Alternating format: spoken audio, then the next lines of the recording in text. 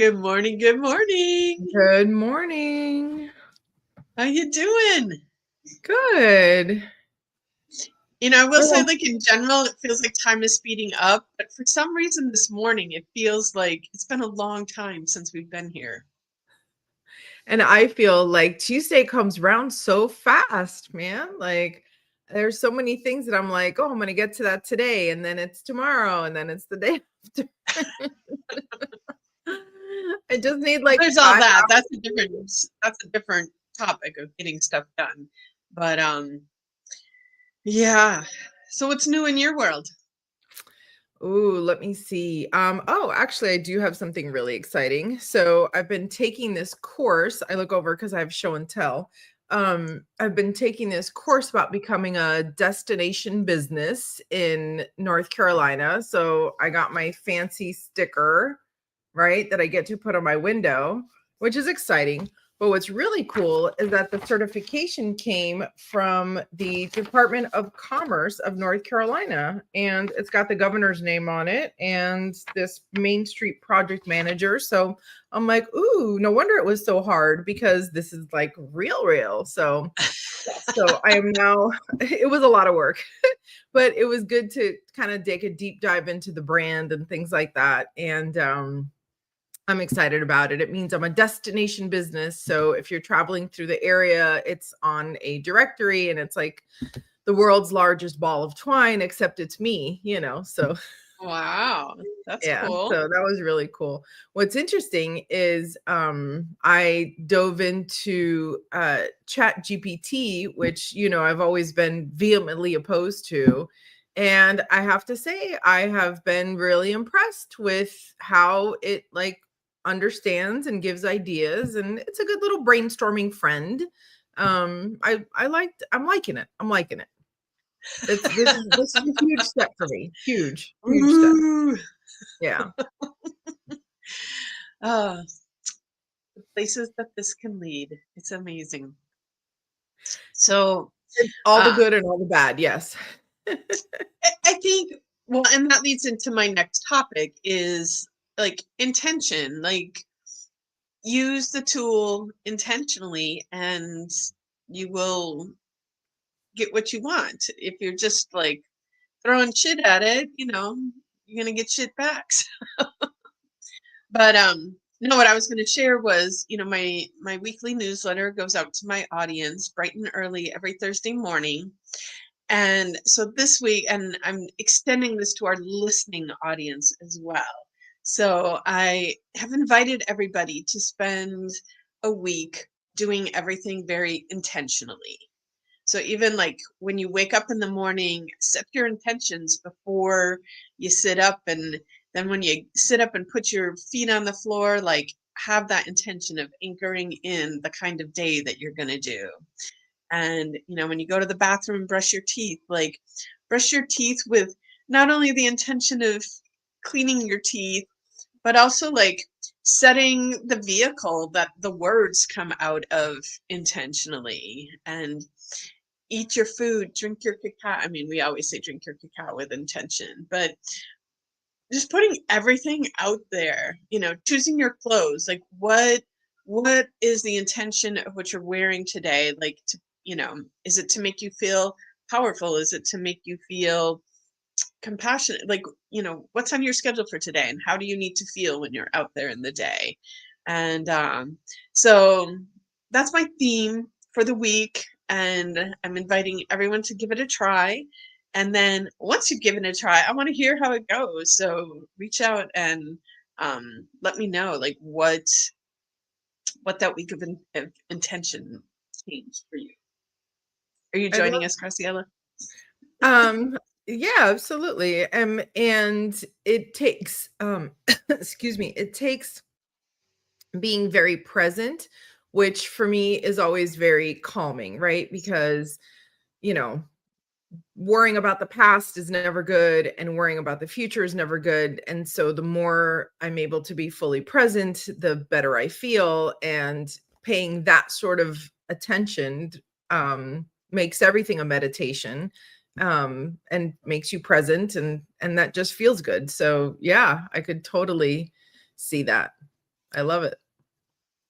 So, and the other thing I have going on tomorrow, we start our Four Agreements book club. And this came out of, I don't know, the past at least a couple months. I've been a little bit just stuck in the space of being intentional with your word. And it's been coming at me from so many different angles. And um, it's like, it's such a simple thing that can completely change your life, and understanding the power of your words. And where it showed up for me this weekend on Sunday, we had another sweat lodge, and, sweat lodge is prayer. And one thing that hit me is that so often people are praying for what they don't want. Like, I want, I don't want this in my life anymore. And I want this to stop. And I want, you know, and I'm like, switch your prayer. Instead of praying for what you don't want, pray for what you do want.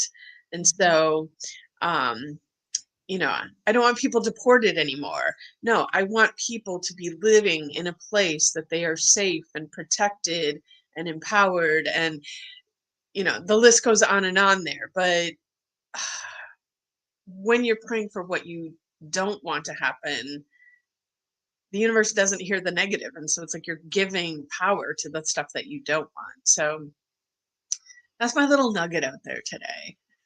Yeah.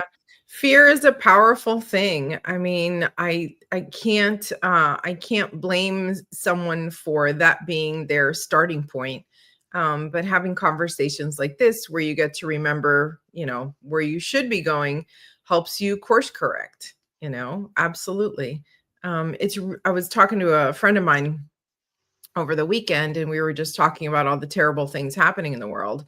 And it's really um difficult to balance paying attention, knowing what's going on, keeping yourself safe, and not sitting in a space of fear. It's a big ask, so it takes big courage to do that, to make that shift. And I recognize that. And so yeah, it's like the intention. It's a daily practice, and every day you get to start over again, and sometimes multiple times in a day. Depending on what's bombarding you. So Every moment is a new moment.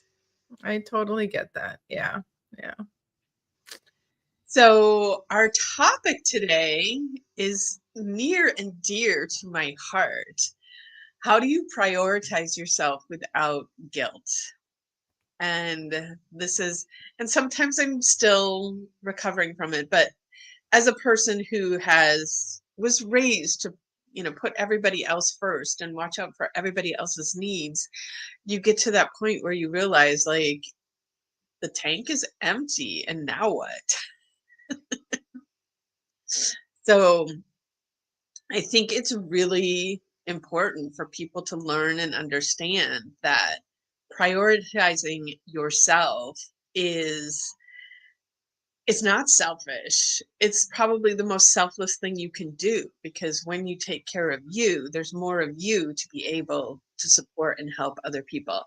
And I just have to say, this is such a blast from the past.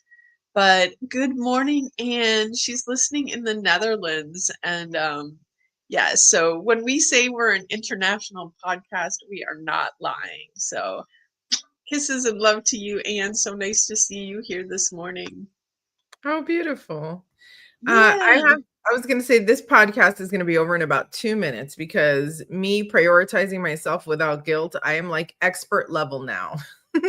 um, I like you was very much raised that you are to humble yourself and put yourself last, particularly as a woman, as a mother, as a quote unquote good person. And I did that to the point of probably being real close to absolutely destroying my mental health and my physical health. So once I reached that kind of like tipping point, I'm like, okay, this is not sustainable. Not only am I going down, but I'm going to take everyone else down with me. So how do I address this? And I will tell you, uh, sorry, it's so funny.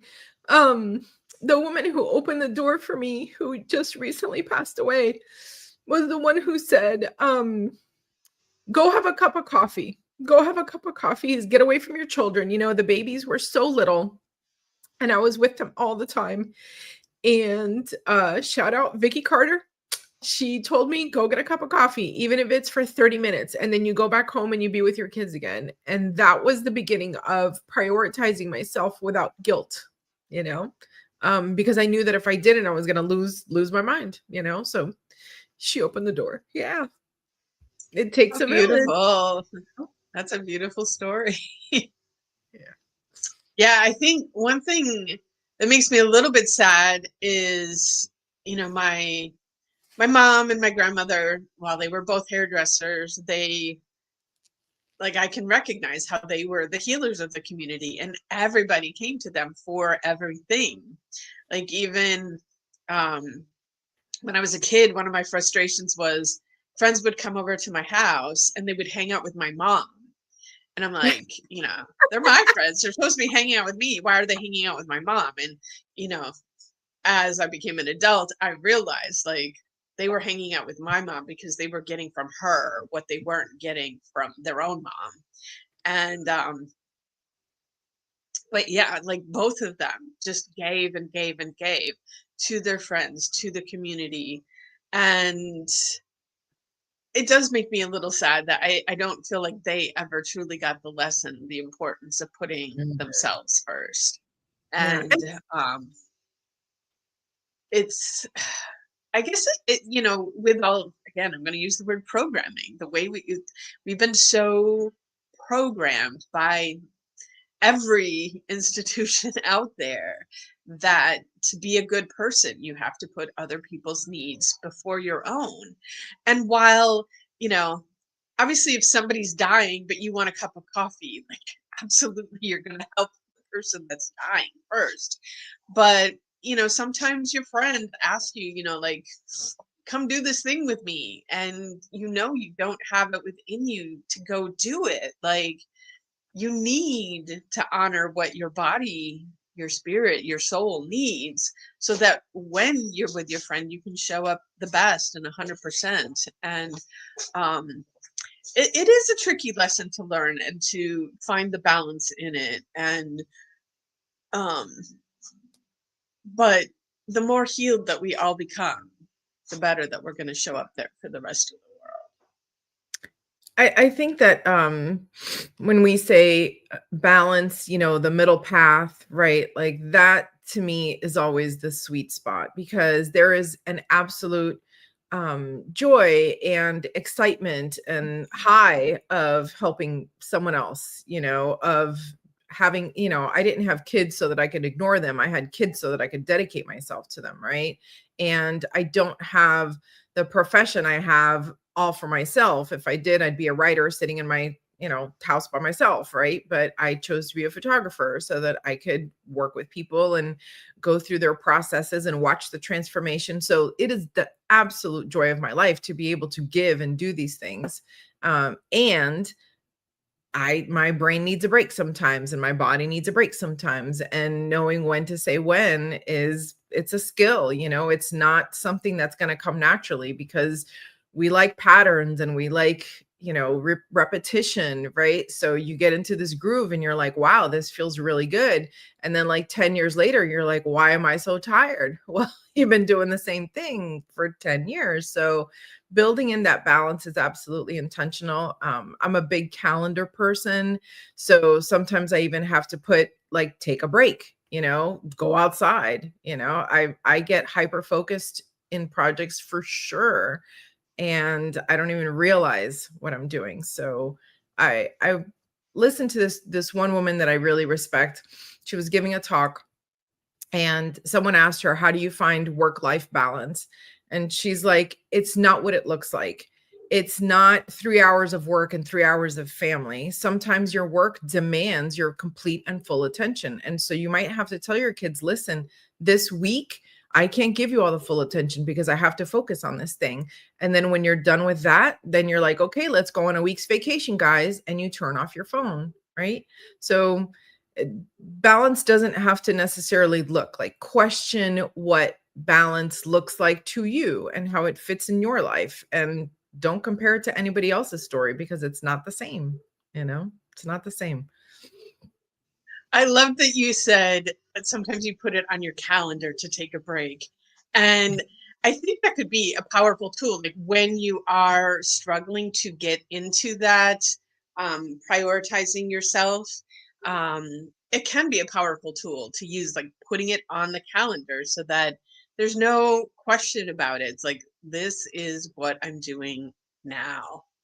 Yeah. And I think sometimes too, we talk about this a lot with like self-care. Like it doesn't, everyone's like, oh, it's about getting a massage or a pedicure or, whatever. And sometimes it is, like you said, just allowing yourself the time to sit with you said coffee, but I'll say sitting just alone with the cacao and just being present in that moment. Or, um, like I have my backyard here, and I think years went by before I actually found time and like sat in my backyard and enjoyed it. And I guess now, thanks to the sweat lodge, I can actually go out in the heat and be comfortable and enjoy that. But um, just hanging out there with the birds and the bees and the flowers and the trees um, can really fill the tank back up. And ooh, we got a long message here from one of our prime listeners. Vanessa has to say, I've learned to really show love to myself by giving myself grace on the days that my body needs to rest.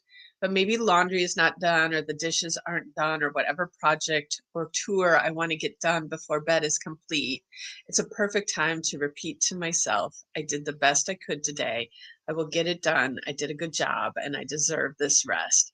It's take in a while, but even up until yesterday, I feel like I'm more comfortable in giving myself permission to do nothing. And she apologizes for the auto text typos. I wasn't translating some of them very well, but I think we all get the message. And and just want to put out there too, like super proud of Vanessa. She's been working with us quite a bit and seeing the transformation that this woman has made in her life is just so beautiful. So thank you for being there, Vanessa, and listening and sharing all the goodness out there in the world. We appreciate you. Absolutely.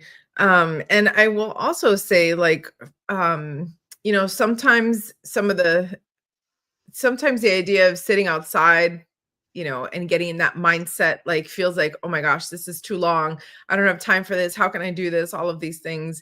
And again, I want to say, like, go ahead, finish your project, do your thing, but take your break, and take your break however you can. I remember in my old corporate days, there was a girl that used to go take a nap in her car during her break. I would use my break to go to the kitchen, get a cup of water, have a snack, whatever. And she'd be like, I'll be back in 15 minutes. Goodbye. And in her car, she had a blanket and pillow, and she would take her nap undisturbed, come back refreshed, Wow. feeling good. Yeah.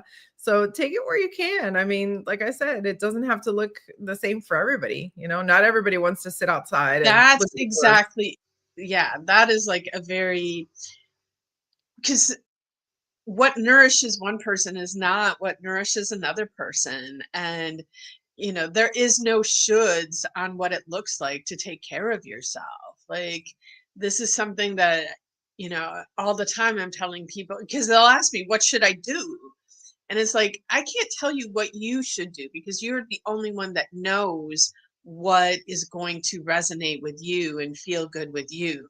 But it's it's an exploration, it's a journey to find what those things are. It's about tuning into your intuition and what does it tell you that you need, and learning to listen and follow that.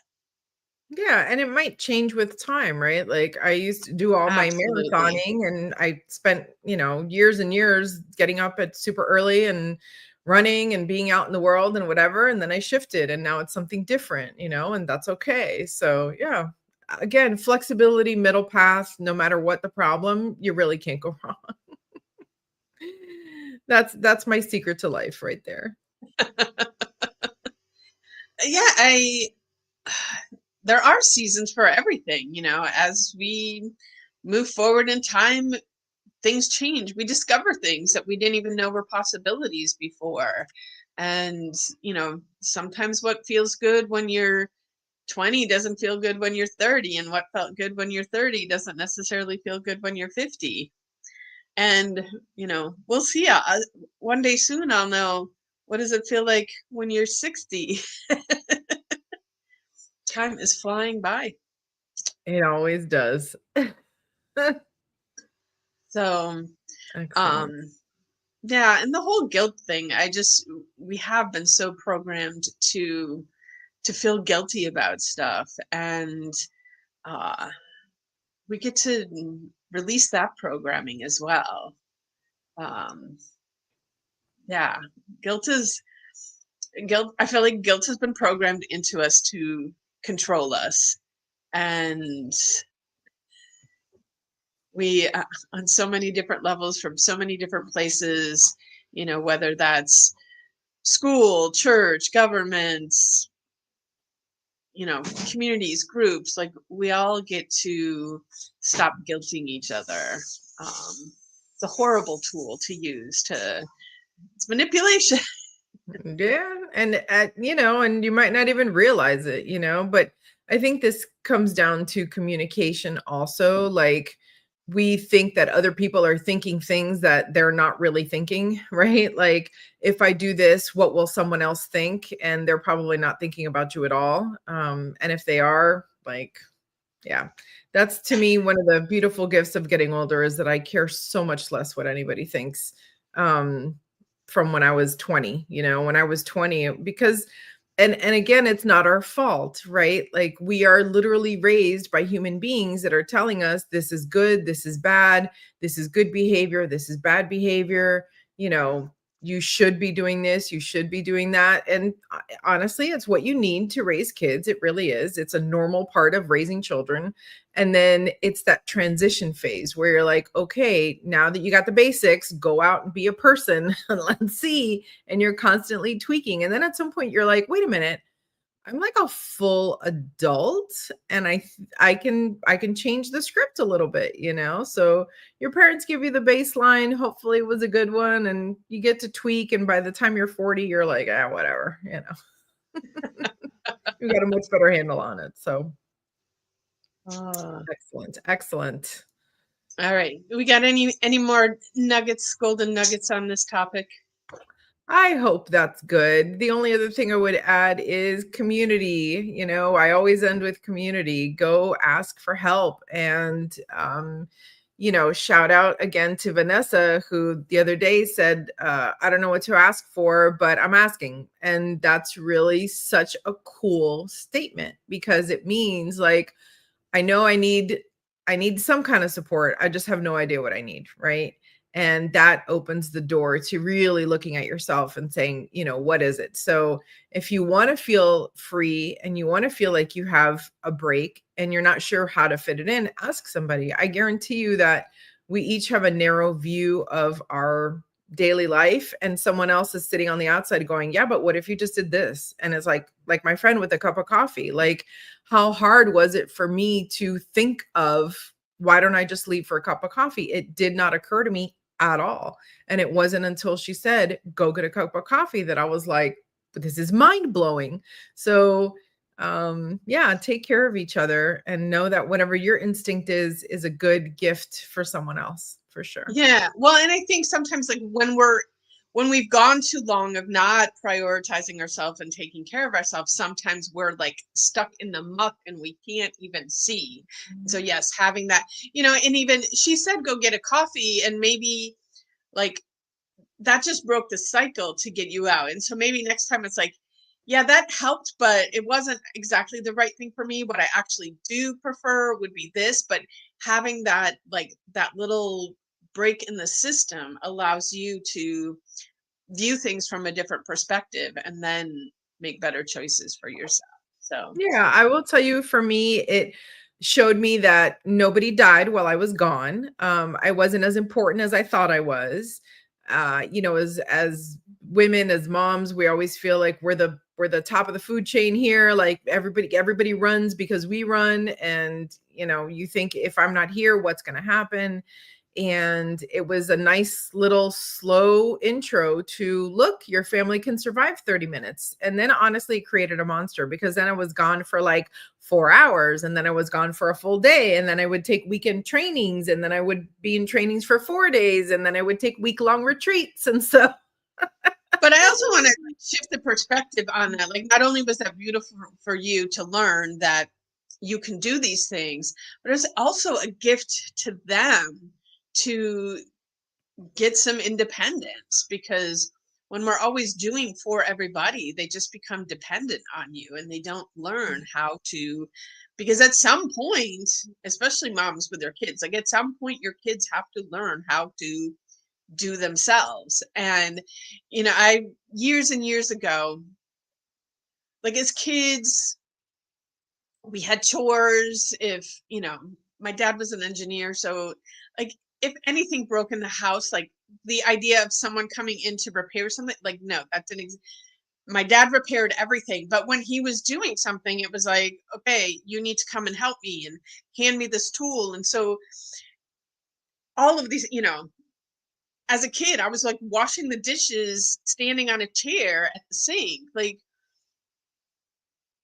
such a gift to be able to learn to do all those things. And as a kid, I was probably a little annoyed that like I just want to go play, but no, I got to help my dad fix things, or I got to help my mom clean the house. But then as an adult, like one day this friend of mine, she's like, I got to take my car into the shop. And I'm like, what's wrong with your car now? She's like, oh, I just need air in the tires. And I was like, are you kidding me? You're going to go and give someone, I don't know how much money, and take up how much extra time to go to the shop and have someone, like, you just go to the gas station, you put a quarter in and you put air in your tire. She's like, I don't know how to do that. I'm like, oh, let's go. So, yeah. um, you know, like looking at someone who, and I've seen that so many times, that people don't know how to do things, simple things for themselves. So, you know, but part of that has been the programming of the mom or the dad, like, we're going to do everything because we have to, because we're the parent. And yeah, it's a gift to others to learn how to teach them how to thrive on their own and give them the opportunity to do that. So Yeah. And taking no one care of knows. yourself. Go ahead. Yeah, I was gonna say no one knows until they tell you, you know, like you don't know until someone tells you, you know, even parenting, that nothing about it. I mean, very little about it is intuitive, you know.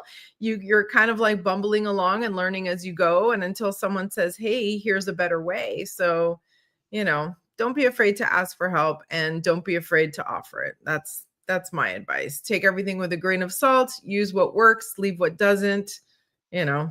And then the words of the great, what was his name? Bobby McFadden, don't worry, be happy. So Yes. Woo. All right. I think it's a wrap. I think it's a wrap. Have a good day, everybody. Have a magical day.